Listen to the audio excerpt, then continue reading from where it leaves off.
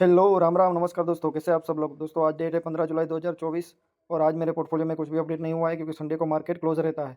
तो दोस्तों interest free home loan लेना है तो कैसे बाई करें और इंटरेस्ट फ्री होम लेना है तो कैसे बाई करें।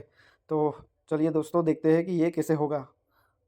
तो दोस्तों स्क्रीन पर आप देख सकते हैं कि जो हमारा लोन अमाउंट है, अगर मान लीजिए अभी अभी के टाइम पे हमको होम लेना है तो जो रिक्वायरमेंट है अगर 50 लाख की है, 50 लाख का हमको लोन चाहिए होम के लिए, होम परचेस करने के लिए अभी के टाइम पे। तो 50 लाख में आपका मीडियम रेंज का अच्छा सा होम आप अच्छे एरिया में बाई कर लेंगे।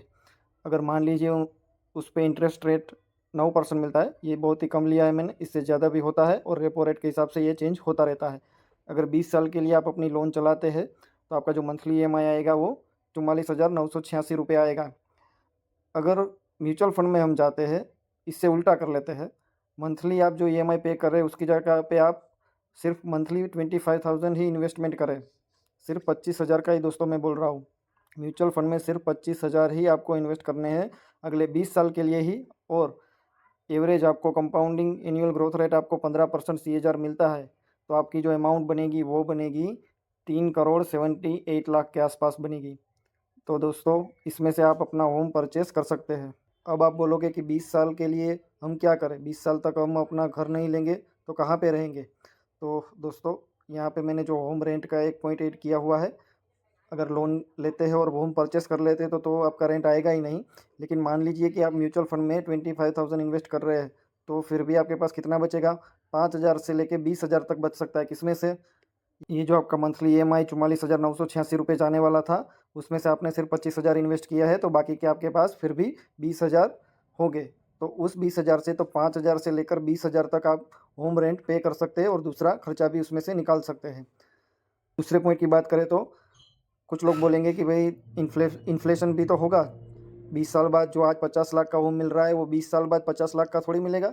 तो ये भी कैलकुलेशन मैंने इधर किया है। अगर 20 साल बाद इन्फ्लेशन हर साल 6% से इंक्रीज हुआ तो उस साल 50 लाख की जो होम की वैल्यू है वो होगी 1,60,00,000 की वैल्यू होगी। तो हमारे पास तो कितना है, हमारे पास है 3,78,00,000।